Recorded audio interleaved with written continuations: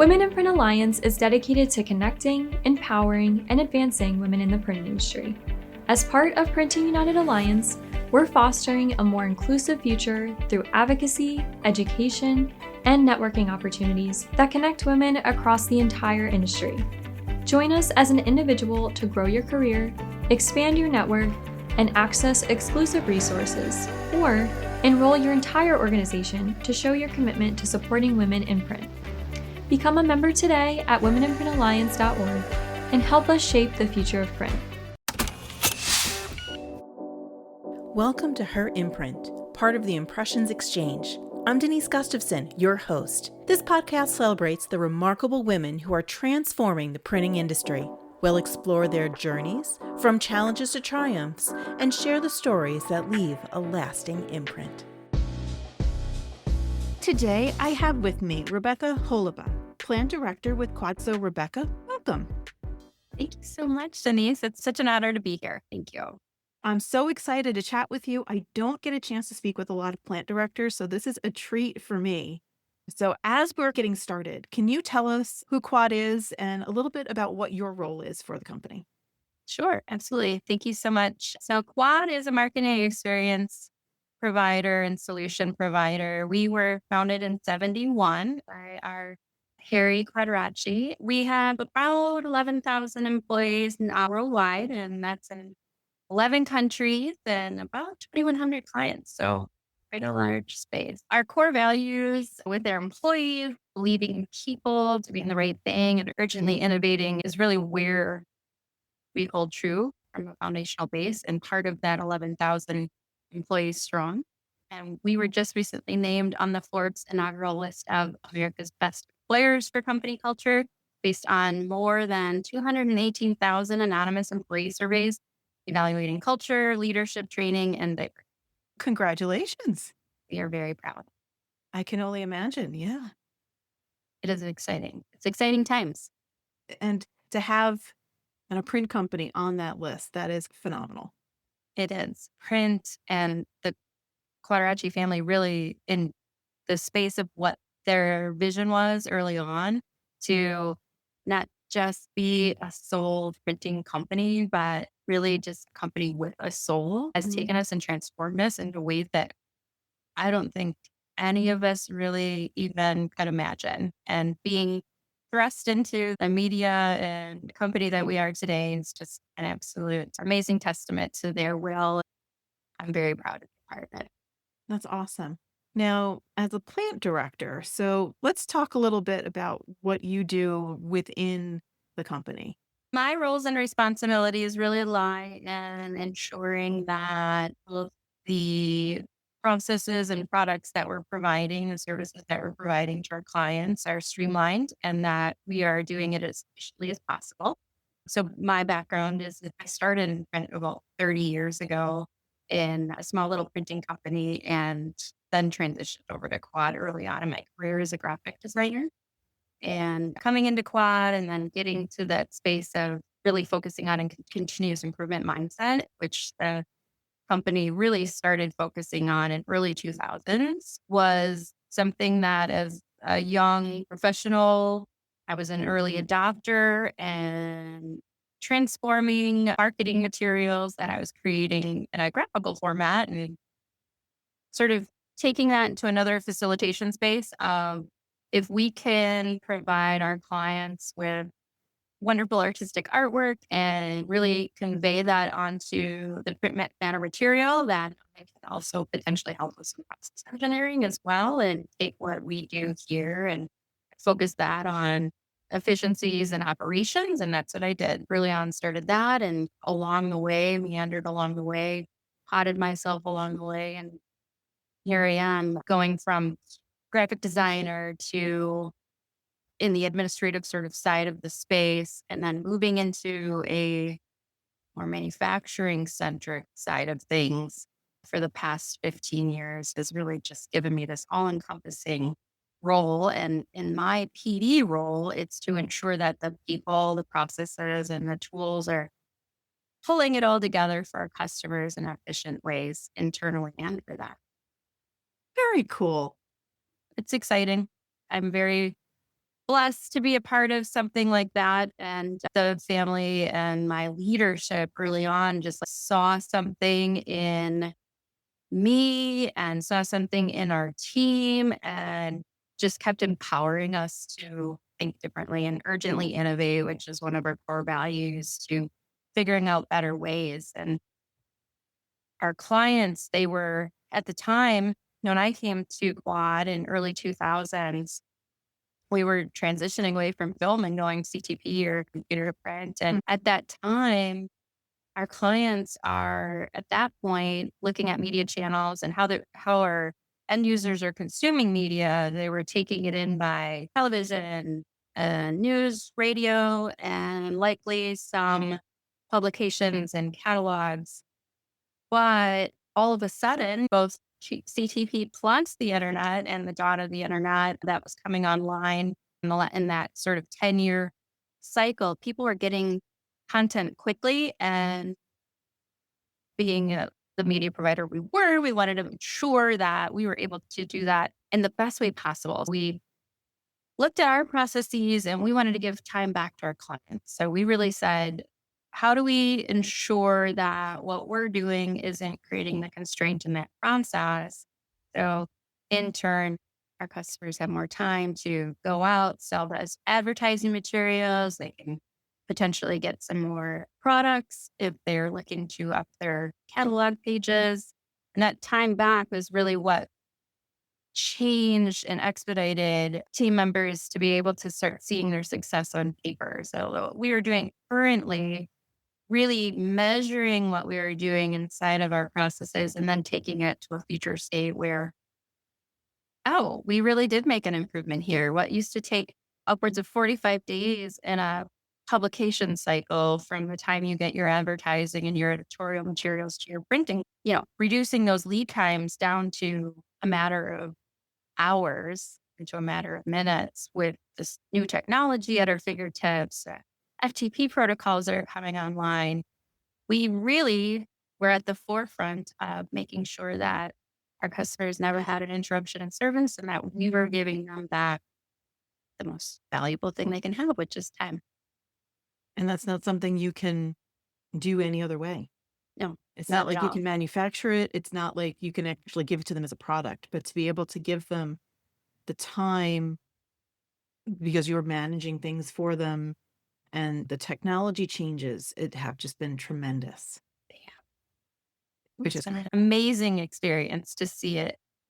yeah. Now it's interesting. So you said you got into printing because you were a graphic designer. What were you thinking when you were in high school? Was print where you wanted to be? Was that something you were always interested in? When I was in high school, we had a graphics club here at high school. Shout out to Slinger High, Wisconsin. And my teacher in my graphics class that I just so happened to take was such a inspiration to all of us. And I remember back then he would speak so fondly of Quad and Quad being that they were helping to get into the local school districts because we were scaling up so quickly. We wanted to look for talent. Quad wanted to look for talent even back then. And Harry, our founder, and his wife Betty, who is also a classically trained Montessori teacher, she knew that education was where it's at. And she helped, again, had that vision. And here, thinking back to the full circle portion of all of this, is that because they really invested in the local schools around the printing locations here in Southeast Wisconsin, that's really what started my interest. And we right back into Quad and now plant director at the headquarters here is the largest printing company in North America.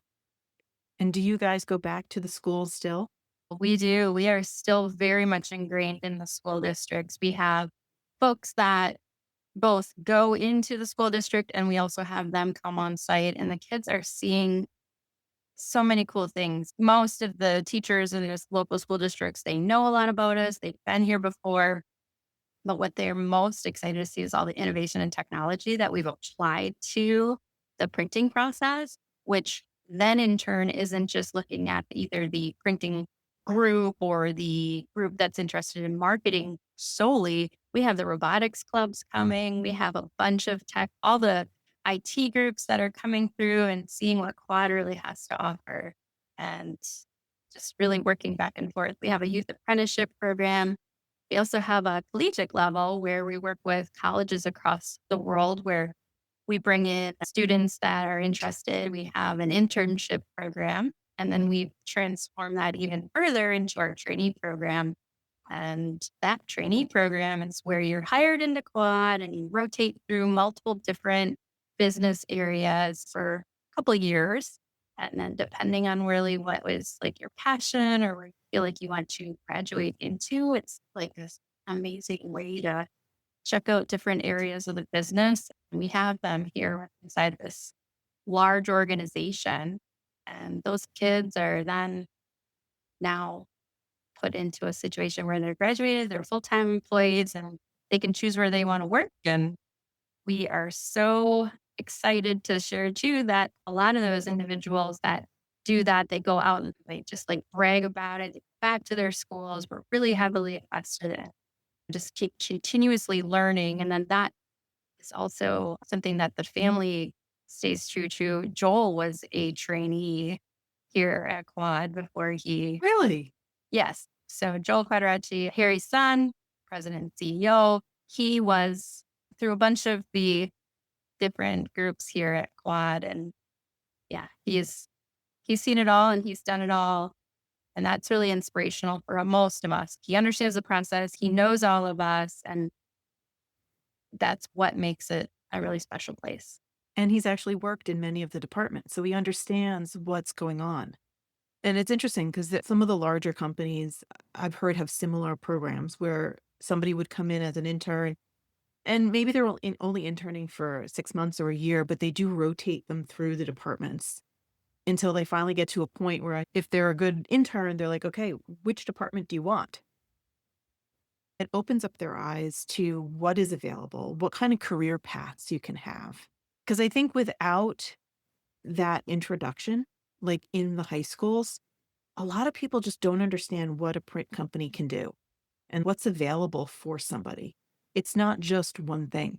Yeah, we have an apprenticeship program that's unlike anyone else in all of North America. We have schools to skills programs where we actually go out and get into the community and work alongside some of large organizations and show off what we can do. And really what we focus on are the parents. We got to get the parents to see there's all these opportunities for your children to get involved, check a large organization out, they're going to see then that there's all these sort of subcategories within inside of those spaces that might pique their children's interest and then in turn give them sustainable careers into the future. Like I always say, I'm like, kids don't grow up saying, I'm going to be a printer. That's generally not what's on anybody's lips when they're kids because they're not presented with those opportunities in many cases. You think of even middle school or even elementary. And when I was in school, granted, that was eons ago, you go to the firehouse, you go to the police department, you might go to some other places and you learn, you're like, oh, I want to be the cop, I want to be the firefighter. In many cases, they're not going to those print shops to know what I can do. But I know probably for you and for a lot of kids that go through those tours to see the light bulb go on as they're looking and realizing, oh, this is how the stuff that comes to my house gets made. And it's so amazing to see that light bulb go on, that moment. Really is. You got it. And when their parents see them too, Yeah. it's interesting how worried, right, you are over your children and how you want to ensure that they have a very solid foundation. So you Mhm. can, when you see it in their parents' eyes, that there's all these aha moments as well. Yeah. Oh, working where they choose to work or where they choose to get their feet in the door, it just opens up a whole lot of possibilities. And I'm really looking forward to how youth are going to continue to forge forward. I see so many trailblazers inside of the organization. And I think how brave are they nowadays to involved, be a part of our business resource groups within inside of the four walls, but then taking that into the community and living the values. It's something that they can do relatively quickly. They can socialize, they can organize quickly because of social media. And it's been something that I see here now when I just sit back and think how brave they really are, trailblazing.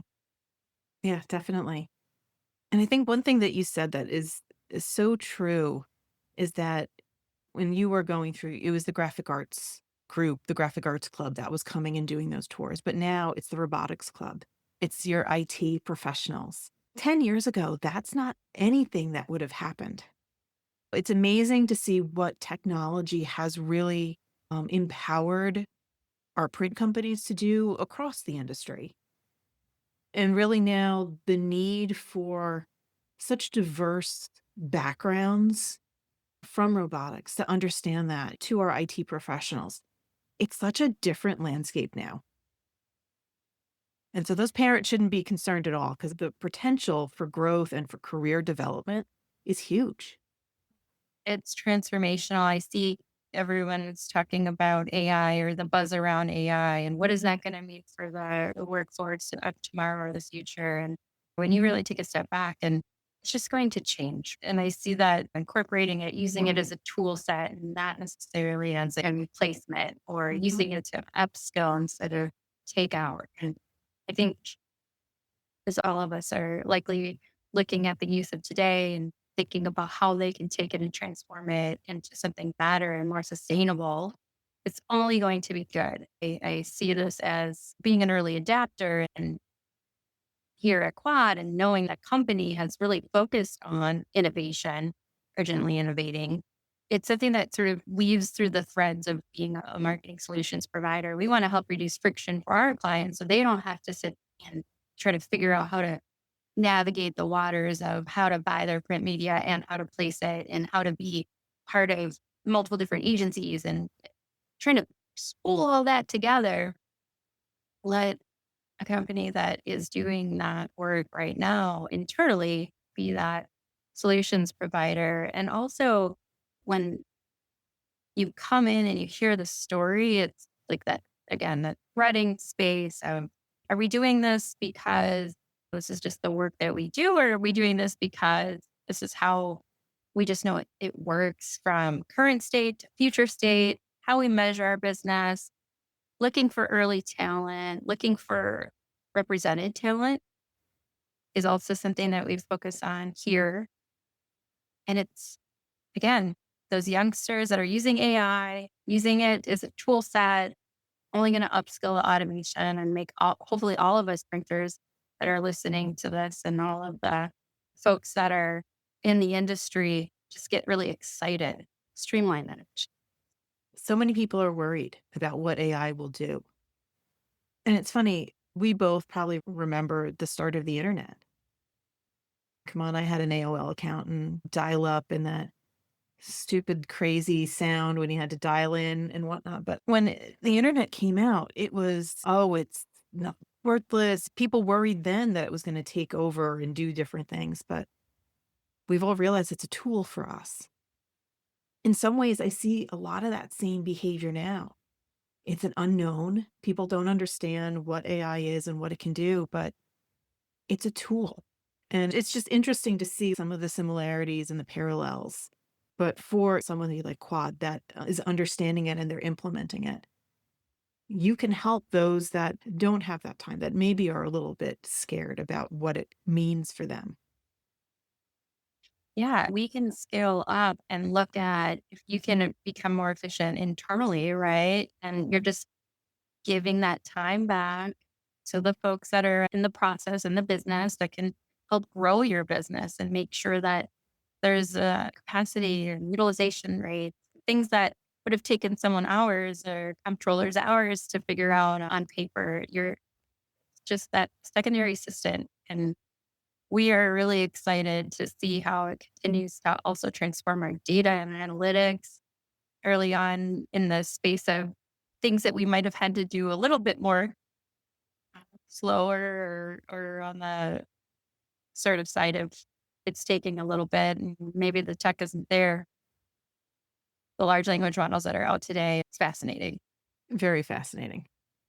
And fascinating how quickly they change. It's hard to keep up with in some ways. It really is. I found that the best thing to do is choose one and just stick with it and try to figure out how do you incorporate it into your daily organizational life and use it as a way to also strategically innovate and think about bucketing out as we're all trying to figure out better ways. How do you let it really guide, but also it still has an element of you inside of that? And inside of the spaces of how do you navigate the waters of, I don't want this to like direct anything in a way that might not be accurate, but to take it and say, you know what, I think we could use this on the side. And yeah, there's still people, still a human element of validating, but its Mhm. returns are. And that's just in the spaces of large language models. Now you take it and incorporate it with the tech that we have here at Quad and tech that you have at in your own businesses and start thinking about how data analytics are coming from your equipment and how you can create better maintenance programs and how you can focus on ensuring that you are protecting your business in a different way. Yeah. And how are you developing agents that help you to do this, that do it automatically? It takes time to dig into that.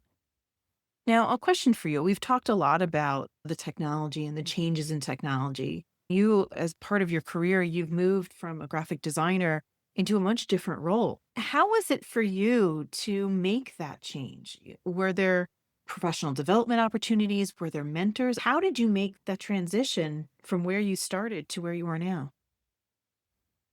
I think it was a long way of taking it from the designer role, translating the materials that we were creating for our clients onto a printed material, but also then thinking about how do you translate the improvement opportunities into future state opportunities for the processes that we were doing.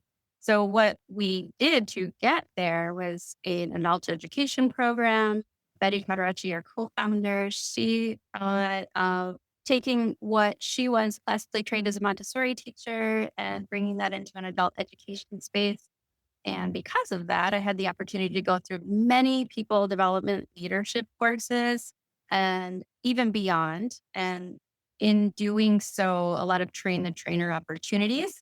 So when I was coming through and working with my teams on process efficiencies within inside of the design space, we also were doing that same thing in manufacturing, where manufacturing was learning to upskill their individuals into leadership roles. So we were all growing. And then it turned into how do we take some of these trained individuals into training to being our facilitators for the rest of the company? So tapping me on the shoulder, I am now working across all of North America. I'm helping our teams and facilitating our Kaizen events that we have had. And COVID comes along and here I am potentially grounded. I guess you could say we were all grounded and I wasn't able to travel anymore. So I was doing a lot of work here with manufacturing in Southeast Wisconsin and ton of projects. And because of those projects, programmatic things that we were implementing, the role of plant director here at the headquarters came up. I just leapt in. I wanted to repot myself. Had been doing it my whole career. And I, in the continuous improvement side of things, was thinking, you know what? What an amazing opportunity to have this happen. And I applied for the role, and the SVP of manufacturing down Blum had hired and extended the offer to me. And I was so honored because what a journey it has been and what a place to really put my stamp on. If I could just drive home the point in looking for talent that you might not fully know where to go, underrepresented groups, socioeconomic challenges in the world, you can take someone that has just this appetite for adoption of change and really transform them and get them into some training, some simple training. If they have the will, there is a way. You can really grow your workforce that you focus on leadership development. So that's how I got to be in this role. And I'm so incredibly proud of my team here. I have a fantastic group that works alongside me that is committed to making good strides and finding better ways every day. How important was it for you to have that person come and tap on your shoulder and say, I think you'd be good for this leadership program? Or how important was it to have someone that was there to push you a little bit to reach out to maybe something that was outside of your comfort zone? So important. The first time I was asked to become a manager here, I was so early in on my career. I was in my first 5 years of my career in a big organization. That is a big deal. And I thought, what is it that you see in me that made you think that I am ready for something like this? And the forethought of just having a leader that was thinking strategically about the changing and adapting environments and how if you can have somebody who's enthusiastic, you can hire for attitude and sort of train later. That's the mindset of what we do. And it's what I try to do now with my own teams is as long as you have this can-do attitude, we can get anything accomplished. It's interesting because sometimes when like people are hiring is a pain point for the industry as a whole. Finding and hiring good people that can work. A lot of times they rely on they don't know how to run the press or they don't know how to run the machinery. Those are skills that can be taught. It's harder to teach the willingness to be taught, to learn, the humility to allow yourself to be taught. There's differences. Like you said, it's those soft skills that if a person has them, you can teach them anything else. And you're seeing that as well. I sure am. Yes. And we have an aging workforce like everyone in all sectors. And to get folks to be on the side of just checking out what there is in any manufacturing environment, really, just open up the doors to a business and see all the different things that go on. And then sort of understand that if you have that will and that drive to want to learn about what everyone is doing, people are more than welcome to share. And it is only going to make them remember you. It's going to make them think, you know what? They had really poignant questions. Oftentimes, they're the best questions because don't know what you're working on and your processes. And that's why all these development programs that I would focus on selling people into leadership and really focusing on making sure that you're grabbing the talent that is going to take your workforce to the next. Yeah. And it's finding those people that are willing to learn. Now, as we're wrapping up, my favorite question is knowing what you know now. So, based on your history, your journey through the printing industry, which most of it was at Quad, learning it in high school, and how you got to where you are now. If you were just walking in the door today, you're young, you're in your 20s, fresh faced, you have no idea what's going on. What advice would you give yourself? A great question. If I was just walking in today, I would say try to learn as much as you can in every group you interact with. Ask them why. Ask them what's going on with inside of their process. What's going on with how things work? Just have some curiosity and not everyone's going to embrace that, but most will. And when you do that, when they see that there's this eagerness, this willingness to learn, even if you're not directly related to those certain business areas, never forget that no matter who anyone is, as long as you're willing to try, we all started in the same way. We all were that first person in that front door, had no idea what we were going to do when we grow up. But the folks that have succeeded that I've seen across almost every career, the ones that are thinking, willing, adaptable to change, looking to grow themselves and others, those are the folks that succeed, not the ones that have the most technical resumes. It's the folks that want to grow themselves and Great advice. To be willing to ask the questions, to be willing to make yourself vulnerable to ask those questions too, and just be willing to just absorb everything as you're coming into a new career, a new something for yourself. Rebecca, it was a pleasure chatting with you today. I really appreciate the time you've spent with me. So thank you again. thank you, Denise. Thank you so much. Thank you for joining us on this journey to celebrate and amplify the voices of women in the printing industry. If you have a story to share or know someone whose journey deserves to be highlighted, we'd love to hear from you. Together, let's continue inspiring and empowering the next generation of leaders. Until next time, keep leaving your imprint. This is Her Imprint. See you soon.